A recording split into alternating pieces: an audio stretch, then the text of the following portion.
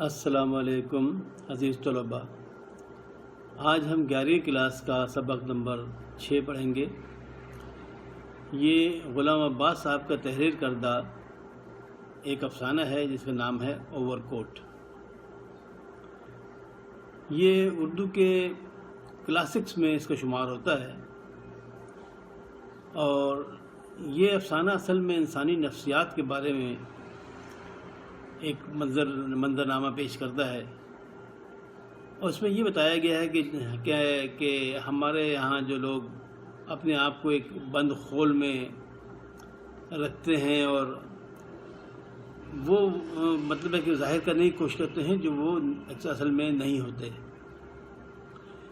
لیکن اس کے پیچھے بھی انسانی نفسیات ہے، کیونکہ انسان چاہتا ہے کہ وہ دوسروں کو اچھا نظر آئے، بہتر نظر آئے، لوگ اس کے بارے میں اچھا تاثر قائم کریں، اور اس کے لیے وہ بعض اوقات جھوٹ کا سہارا بھی لیتا ہے اور مصنوعی چیزوں کا سہارا لیتا ہے، اور اپنے اوپر ایک ایسا خول چڑھانے کی کوشش کرتا ہے جس سے وہ معاشرے میں یہ مت سمجھتا ہے کہ اس کی عزت بڑھ جائے گی، حالانکہ ایسا نہیں ہے۔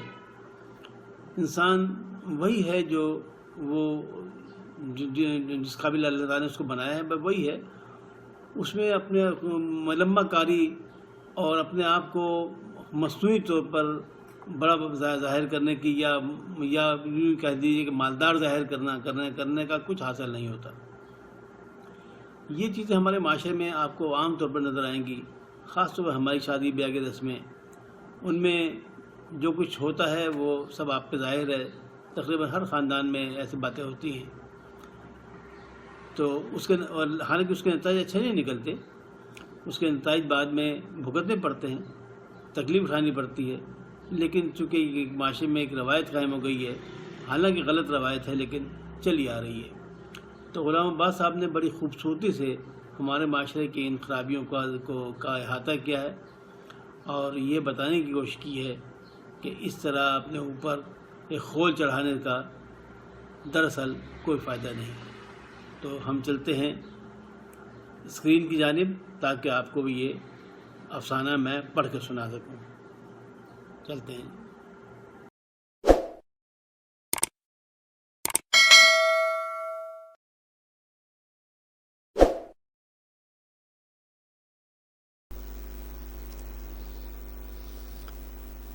تو جناب یہ افسانہ جو ہے اوور کوٹ ہم شروع کرتے ہیں۔ جنوری کی ایک شام کو ایک خوشپوش نوجوان ڈیوس روڈ سے گزر کر مال روڈ پر پہنچا اور چیرنگ کراس کا رخ کر کے خرامہ پٹری پر چلنے لگا۔ یہ نوجوان اپنی تراش خراش سے خاصا فیشنیبل معلوم ہوتا تھا۔ چمکتے ہوئے بال، باریک باریک مونچھیں گویا سرمے کی سلائی سے بنائی گئی ہوں، بادامی رنگ کا اوور کوٹ پہنے ہوئے جس کے کاج میں شربتی رنگ کے گلاب کا ایک ادھ کھلا پھول اٹکا ہوا، سر پر سبز فیلٹ ہیٹ ایک خاص انداز سے رکھی ہوئی تھی، سفید سلک کا گلوبند گلے کے گرد لپٹا ہوا، ایک ہاتھ کوٹ کی جیب میں، دوسرے میں بیت کی ایک چھوٹی چھڑی پکڑے ہوئے جسے کبھی کبھی وہ مزے میں آگے گھمانے لگتا تھا۔ یہ ہفتے کی شام تھی، بھرپور جاڑے کا زمانہ، سرد و تند ہوا کسی تیز دھات کی طرح جسم پر آ کے لگتی تھی، مگر اس نوجوان پر اس کا کچھ اثر معلوم نہیں ہوتا تھا۔ لوگ خود کو گرم کرنے کے لیے تیز تیز قدم اٹھا رہے تھے، مگر اسے اس کی ضرورت نہ تھی، جیسے اس کڑکڑاتے جاڑے میں اسے ٹہلنے میں بڑا مزہ آ رہا ہو۔ اس کی چال ڈھال سے ایسا بانگ پن ٹپکتا تھا کہ تانگے والے دور ہی سے دیکھ کر سرپٹ گھوڑا دوڑاتے ہوئے اس کی طرف لپکتے، مگر وہ چھڑی کے اشارے سے نہیں کر دیتا۔ ایک خالی ٹیکسی بھی اسے دیکھ کر رکی، مگر اس نے نو تھینک یو کہہ کر اسے بھی ٹال دیا۔ جیسے جیسے وہ مال کے زیادہ بارونق حصے کی طرف پہنچتا جاتا تھا، اس کی چونچالی بڑھتی ہی جاتی تھی۔ وہ منہ سے سیٹی بجا کے رقص کی ایک دھن نکالنے لگا۔ ایک دفعہ جب آس پاس کوئی نہیں تھا تو ایک بارگی کچھ ایسا جوش آیا کہ اس نے دوڑ کر جھوٹ موٹ بال دینے کی کوشش کی، گویا کرکٹ کا میچ ہو رہا ہے۔ راستے میں وہ سڑک آئی جو لارنس گارڈن کی طرف جاتی تھی، مگر اس وقت شام کے دھندلکے اور سخت کہرے میں اس باغ پر کچھ ایسی اداسی برس رہی تھی کہ اس نے ادھر کا رخ نہ کیا اور سیدھا چیرنگ کراس کی طرف چلتا رہا۔ اس نے اپنا رومال نکالا جسے جیب میں رکھنے کی بجائے اس نے کوٹ کی بائیں آستین میں اوڑس رکھا تھا، اور ہلکے ہلکے چہرے پر پھیرا تاکہ کچھ گرد جم گئی ہو تو اتر جائے۔ پاس ہی گھاس کے ایک ٹکڑے پر کچھ بچے ایک بڑی سی گیند سے کھیل رہے تھے۔ وہ بڑی دلچسپی سے ان کا کھیل دیکھنے لگا۔ بچے کچھ دیر تک اس کی پرواہ کیے بغیر کھیل میں مصروف رہے، مگر جب وہ برابر تکے ہی چلا گیا تو وہ رفتہ رفتہ شرمانے سے لگے اور پھر اچانک گیند سنبھال کر ہنستے ہوئے ایک دوسرے کے پیچھے بھاگتے ہوئے گھاس کے اس ٹکڑے ہی سے چلے گئے۔ نوجوان کی نظر سیمنٹ کی خالی بینچ پر پڑی اور وہ اس پر آ کر بیٹھ گیا۔ اس وقت شام کے اندھیرے کے ساتھ ساتھ سردی اور بھی بڑھتی جا رہی تھی۔ اس کی یہ شدت ناخوشگوار نہ تھی۔ مال روڈ پر موٹروں اور بائیسیکلوں کا تانتا بندھا ہوا تو تھا ہی، پٹری پہ چلنے والوں کی بھی کثرت تھی۔ علاوہ ازیں سڑک کی دو رویہ دکانوں میں خرید و فروخت کا بازار بھی گرم تھا۔ جن کم نصیبوں کو نہ تفریح طبع کی استطاعت تھی نہ خرید و فروخت کی، وہ دور ہی سے کھڑے کھڑے ان تفریح گاہوں اور دکانوں کی رنگا رنگ روشنیوں سے جی بہلا رہے تھے۔ نوجوان سیمنٹ کی بینچ پر بیٹھا اپنے سامنے سے گزرتے ہوئے زن و مرد کو غور سے دیکھ رہا تھا۔ اس کی نظر ان کے چہروں سے کہیں زیادہ ان کے لباس پر پڑتی تھی۔ ان میں ہر وضع اور ہر قماش کے لوگ تھے، بڑے بڑے تاجر، سرکاری افسر، لیڈر، فنکار، کالجوں کی طلباء اور طالبات، نرسیں، اخباروں کے نمائندے، دفتروں کے بابو۔ زیادہ تر لوگ اوور کوٹ پہنے ہوئے تھے، ہر قسم کے اوور کوٹ، قراقلی کے بیش قیمت اوور کوٹ سے لے کر خاکی پٹی کے پرانے فوجی اوور کوٹ تک جنہیں نیلام میں خریدا گیا تھا۔ نوجوان کا اپنا اوور کوٹ تھا تو خاصا پرانا، مگر اس کا کپڑا خوب بڑھیا تھا۔ پھر وہ سلا ہوا بھی کسی ماہر درزی کا تھا۔ اس کو دیکھنے سے معلوم ہوتا تھا کہ اس کی بہت دیکھ بھال کی جاتی ہے۔ کالر خوب جمع ہوا تھا، باہوں کی کریزیں بڑی نمایاں، سلوٹ کہیں نام کو نہیں، بٹن سینگ کے بڑے بڑے چمکتے ہوئے۔ نوجوان اس میں بہت مگن معلوم ہوتا تھا۔ ایک لڑکا پان بیڑی سگریٹ کا صندوقچہ گلے میں ڈالے سامنے سے گزرا۔ نوجوان نے آواز دی، پان والا جناب، 10 کا چینج ہے تو نہیں لا دوں گا، کیا لیں گے آپ؟ نوٹ لے کے بھاگ گیا تو؟ عجیبا، کوئی چور و چکا ہوں جو بھاگ جاؤں گا؟ اعتبار نہ ہو تو میرے ساتھ چلیے۔ لیں گے کیا آپ؟ نہیں ہم خود چینج لائیں گے۔ لو یہ کنی نکل آئی، ایک سگریٹ دے دو اور چلے جاؤ۔ لڑکے کے جانے کے بعد وہ سگریٹ کے کش لگانے لگا۔ ایک چھوٹی سی سفید رنگ کی بلی سردی میں ٹھٹری ہوئی بینچ کے نیچے اسے قدموں کے پاس آ کر میاؤں میاؤں کرنے لگی۔ اس نے پچکارا تو اچھل کر بینچ پر آ چڑھی۔ اس نے پیاس سے اس کی پیٹھ پر ہاتھ پھیرا اور کہا، پور لٹل سول۔ اب 7 بج چکے تھے اور وہ مال کی پٹری پر پھر پہلے کی طرح مٹر گشت کرتا ہوا چلا جا رہا تھا۔ ایک ریستوران میں آرکیسٹرا بج رہا تھا۔ اندر سے کہیں زیادہ باہر لوگوں کا ہجوم تھا۔ ان میں زیادہ تر موٹروں کے ڈرائیور، کوچوان، پھل بیچنے والے جو اپنا مال بیچ کے خالی ٹکڑے لیے کھڑے تھے، کچھ راہگیر جو چلتے چلتے ٹھہر گئے تھے، کچھ مزدوری پیشہ لوگ تھے اور کچھ گداگر۔ نوجوان پل بھر کے رکا اور پھر آگے بڑھ گیا۔ راستے میں ایک چھوٹا سا بک سٹال پڑا۔ نوجوان یہاں بھی رکا۔ کئی تازہ رسالوں کے ورق الٹے، رسالہ جہاں سے اٹھاتا بڑی احتیاط سے وہیں رکھ دیتا۔ اور آگے بڑھا تو قالینوں کی ایک دکان نے اس کی توجہ کو جذب کیا۔ مالک دکان نے جو لمبا سا چوکا پہنے اور سر پر کلہا رکھے تھا، گرم جوشی سے اس کی آؤ بھگت کی۔ ذرا یہ ایرانی قالین دیکھنا چاہتا ہوں. اتاریے نہیں, یہیں دیکھ لوں گا. کیا قیمت ہے اس کی؟ 1432 روپے. نوجوان نے اپنی بھاؤں کو جھکیڑا, جس کا مطلب تھا اوہو اتنی. دکاندار نے کہا آپ پسند کر لیجئے, ہم جتنی بھی رعایت کر سکتے ہیں کر دیں گے. شکریہ, لیکن اس وقت تو میں صرف ایک نظر دیکھنے آیا ہوں. شوق سے دیکھیے, آپ ہی کی دکان ہے. 2-3 منٹ کے بعد اس دکان سے بھی نکل آیا. اس کے اوور کوٹ کے کاج میں شربتی رنگ کے گلاب کا جو ادھ کھلا پھول اٹکا ہوا تھا وہ اس وقت کاج سے کچھ زیادہ باہر نکل آیا تھا. جب وہ اس کو ٹھیک کر رہا تھا تو اس کے ہونٹوں پر ایک خفیف سی اور پراسرار مسکراہٹ نمودار ہوئی اور اس نے پھر اپنی مٹرگاہ شروع کر دی. اب وہ ہائی کورٹ کی عمارتوں کے سامنے سے گزرا تھا. اتنا کچھ چل لینے کے بعد بھی اس کی طبیعت کی چوچالی میں کچھ فرق نہیں آیا تھا. نہ تکان محسوس ہوئی تھی, نہ اکتاہٹ. یہاں پٹری پر چلنے والوں کی ٹولیاں کچھ چھٹ سی گئی تھیں اور ان میں کافی فاصلہ رہنے لگا تھا. اس نے اپنی بیت کی چھڑی کو ایک انگلی پر گھمانے کی کوشش کی مگر کامیابی نہ ہوئی اور چھڑی زمین پر گر پڑی. اوہ سوری کہہ کر زمین پر جھکا اور چھڑی کو اٹھا لیا. نوجوان نے شام سے اب تک اپنی مٹر گشت کے دوران میں جتنی انسانی شکلیں دیکھی تھیں ان میں سے کسی نے بھی اس کی توجہ کو اپنی طرف منعطف نہیں کیا تھا. فی الحقیقت ان میں کوئی جاذبیت تھی ہی نہیں, یا پھر وہ اپنے حال میں ایسا مست تھا کہ کسی دوسرے سے اسے سروکار ہی نہ تھا. مگر ابھی اس نے آدھی سڑک پار کی ہوگی کہ اینٹوں سے بھری ہوئی ایک لاری پیچھے سے بگولے کی طرح آئی اور اسے رونتی ہوئی میکلوڈ روڈ کی طرف نکل گئی.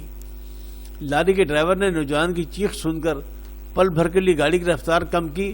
وہ سمجھ گیا کہ کوئی لاری کی لپیٹ میں آ گیا ہے اور وہ رات کے اندھیرے سے فائدہ اٹھاتے ہوئے لاری کو لے بھاگا. 2-3 راہگیر جو اس حادثے کو دیکھ رہے تھے شور مچانے لگے, نمبر دیکھو, مگر لاری ہوا ہو چکی تھی. اتنے میں کئی اور لوگ جمع ہو گئے. ٹریفک کا ایک انسپکٹر جو موٹر سائیکل پہ جا رہا تھا رک گیا. نوجوان کی دونوں ٹانگیں بالکل کچل گئی تھیں, بہت سا خون نکل چکا تھا اور وہ سسک رہا تھا. فوراً ایک کار کو روکا گیا, اسے جیسے تیسے اس میں ڈال کر ہسپتال روانہ کر دیا گیا. جس وقت وہ ہسپتال پہنچا تو اس میں ابھی رمق بھر جان باقی تھی. اس ہسپتال کے شعبہ حادثات میں اسسٹنٹ سرجن مسٹر خان اور 2 نوعمر نرسیں مس شہناز اور مس گل ڈیوٹی پر تھیں. جس وقت اسے اسٹریچر پر ڈال کے آپریشن روم میں لے جایا جا رہا تھا تو ان نرسوں کی نظر اس پر پڑی. اس کا بادامی رنگ کا اور کوٹ ابھی تک اس کے جسم پر تھا اور سفید سلک کا مفلر گلے میں لپٹا ہوا تھا. اس کے کپڑوں پر جا بجا خون کے بڑے بڑے دھبے تھے. کسی نے ازراہ دردمندی اس کی سبز فیلٹ ہیٹ اٹھا کر اس کے سینے پر رکھ دی تھی تاکہ کوئی اڑا نہ لے جائے. شہناز نے گل سے کہا, کسی بھلے گھر کا معلوم ہوتا ہے بیچارہ. گل دبی آواز میں بولی, خوب بن ٹھن کے نکلا تھا بیچارہ. ڈرائیور پکڑا گیا یا نہیں بھاگ گیا. کتنے افسوس کی بات ہے. آپریشن روم میں اسسٹنٹ سرجن اور نرسیں چہروں پر جراحی کے نقاب چڑھائے جنہوں نے ان کی آنکھوں سے نیچے کے سارے حصے کو چھپا رکھا تھا اس کی دیکھ بھال میں مصروف تھے. اسے سنگ مرمر کی میز پر لٹا دیا گیا. اس نے سر میں جو تیز خوشبودار تیل ڈال رکھا تھا اس سے کچھ مہک ابھی تک باقی تھی. پٹیاں ابھی تک جمی ہوئی تھیں. حادثے سے اس کی دونوں ٹانگیں تو ٹوٹ چکی تھیں مگر سر کی مانگ نہیں بگڑنے پائی تھی. اب اس کے کپڑے اتارے جا رہے تھے. سب سے پہلے سفید سلک کا گلوبند اسے گلے سے اتارا گیا. اچانک نرس شہناز اور نرس گل نے بیک وقت ایک دوسرے کی طرف دیکھا. اس سے زیادہ وہ کر بھی کیا سکتی تھی. چہرے جو دلی کیفیات کا آئینہ ہوتے ہیں جراحی کے نقاب تلے چھپے ہوئے تھے اور زبانیں بند. نوجوان کے گلوبند کے نیچے نکٹائی اور کالر تو کیا سرے سے قمیص ہی نہیں تھی. اوور کوٹ اتارا گیا تو نیچے سے ایک بوسیدہ اونی سویٹر نکلا جس میں جا بجا بڑے بڑے سوراخ تھے. ان سوراخوں سے سویٹر سے بھی زیادہ بوسیدہ اور میلا کچیلا ایک بنیان نظر آ رہا تھا. نوجوان سلک کے گلوبند کو کچھ اس ڈھب سے گلے پر لپیٹے رکھتا تھا کہ اس کا سارا سینہ چھپا رہتا تھا. اس کے جسم پر میل کی تہیں بھی خوب چڑھی ہوئی تھی. ظاہر ہوتا تھا کہ وہ کم سے کم پچھلے 2 مہینے سے نہیں نہایا. البتہ گردن خوب صاف تھی. اس پر ہلکا ہلکا پاؤڈر لگا ہوا تھا. سویٹر اور بنیان کے بعد پتلون کی باری آئی. پتلون کی پیٹی کی بجائے ایک پرانی دھجی سے جو شاید کبھی نکٹائی رہی ہوگی خوب کس کے باندھا گیا تھا۔ بٹن اور بکسوے غائب تھے، دونوں گھٹنوں پر سے کپڑا مسک گیا تھا اور کئی جگہ کھونچیں بھی لگی ہوئی تھی، مگر چونکہ یہ حصے اوور کوٹ کے نیچے رہتے تھے اس لیے لوگوں کی ان پر نظر نہیں پڑتی تھی۔ اب بوٹ اور جرابوں کی باری آئی اور ایک مرتبہ پھر مس شہناز اور مس گل کی آنکھیں جار ہوئیں۔ بوٹ تو پرانے ہونے کے باوجود خوب چمک رہے تھے، مگر ایک پاؤں کی جراب دوسرے پاؤں کی جراب سے بالکل مختلف تھی، پھر دونوں جرابیں پھٹی ہوئی بھی تھیں، اس قدر کہ ان میں سے نوجوان کی میلی میلی ایڑیاں نظر آ رہی تھیں۔ بلا شبہ اس وقت تک وہ دم توڑ چکا تھا، اس کا جسم سنگ مرمر کی میز پر بے جان پڑا تھا، اس کا چہرہ جو پہلے چھت کی سمت تھا کپڑے اتارنے میں دیوار کی طرف مڑ گیا تھا۔ معلوم ہوتا تھا کہ جسم اور اس کے ساتھ روح کی اس برہنگی نے اسے خجل کر دیا ہے اور وہ اپنے ہم جنسوں سے آنکھیں چرا رہا ہے۔ اس کے اوور کوٹ کی مختلف جیبوں سے جو چیزیں برآمد ہوئی تھیں وہ یہ تھی: ایک چھوٹا سا سیاہ کنگھا، ایک رومال، 6.5 آنے، ایک بجھا ہوا آدھا سگریٹ، ایک چھوٹی سی ڈائری جس میں لوگوں کے نام اور پتے لکھے تھے، نئے گراموفون ریکارڈوں کی ایک ماہانہ فہرست اور کچھ اشتہار جو مٹر گشت کے دوران میں اشتہار بانٹنے والوں نے اس کے ہاتھ میں تھما دیے تھے اور اس نے انہیں اوور کوٹ کی جیب میں ڈال لیا تھا۔ افسوس کہ اس کی بیت کی چھڑی جو حادثے کے دوران میں کہیں کھو گئی تھی اس فہرست میں شامل نہ تھی۔ تو یہ غلام عباس صاحب کا افسانہ ہے جس میں جو کتاب تھی اس کا نام تھا جاڑے کی چاندنی۔ جاڑے کی چاندنی میں یہ اوور کوٹ کے عنوان سے شائع ہوا تھا۔ یہ جو افسانہ ہے یہ اصل میں انسان کی خواہشات کو ظاہر کرتا ہے کہ انسان کے دل میں کیا کیا تمنائیں ہوتی ہیں، لیکن اگر وہ ان تمناؤں کو پورا کرنے کے قابل نہ ہو تو وہ کس طرح مصنوعی انداز سے اپنے آپ کو وہ ظاہر کرنے کی کوشش کرتا ہے جو کہ وہ نہیں ہوتا۔ یہ انسانی جبلت ہے اور انسانی جبلت پر یہ ایک بہت ہی خوبصورت ڈرامہ افسانہ تھا جو آپ نے پڑھا۔ تو آج تک کے لیے اتنا ہی کافی ہے، انشاءاللہ مشق کے لیے اگلی مرتبہ پھر حاضر ہوں گے۔ السلام علیکم ورحمۃ اللہ۔ عزیز طلباء، یہاں پر یہ ڈرامہ یہ افسانہ جو ہے یہاں ختم ہو گیا۔ اب ہم اگلی مرتبہ اس کی مشق کی جانے جائیں گے، کیونکہ یہ ظاہر ہے کہ طویل افسانے ہیں۔ اگر ہم مشق اور یہ جو ہے افسانہ پورا ایک ہی ویڈیو میں سموئیں تو بہت بڑی ویڈیو بن جاتی ہے، جو کہ جس کو مطلب اپلوڈ کرنا بھی کوئی آسان کام نہیں ہے۔ لہذا اب ایسی چیزیں جو زیادہ طویل ہوں تو اس کے لیے ہم نے یہ کوشش کی ہے کہ پہلے حصہ اول کے طور پر وہ ڈرامہ، وہ افسانہ یا وہ جو بھی ناولٹ ہے اس کو پورا پڑھ کے سنایا جائے، اور اس کے سنانے کا مقصد یہ ہے کہ آپ کو کم از کم اس کے جو الفاظ ہیں ان کے جو تلفظ ہیں اس سے آپ کو آگاہی حاصل ہو، اور اس کے موڈ کے بارے میں اس کی چیز کے موڈ کے بارے میں تھوڑا بہت آپ کو بتایا جائے، اور باقی جو چیزیں ہیں وہ اس کی جب ہم مشق کریں گے تو اس میں سب بیان ہو جائیں گے۔